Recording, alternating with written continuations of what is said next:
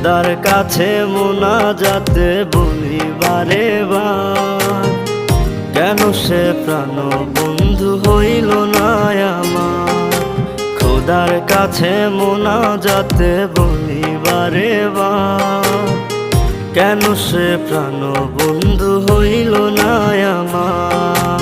নই কি আমি তার যোগ্য, নাকি আমার এমন ভাগ্য, এত ব্যথা সইতে আমি পারবো না যে আর। খোদার কাছে মোনাজাতে বলি বারে বার, কেন সে প্রাণ বন্ধু হইল না আমার।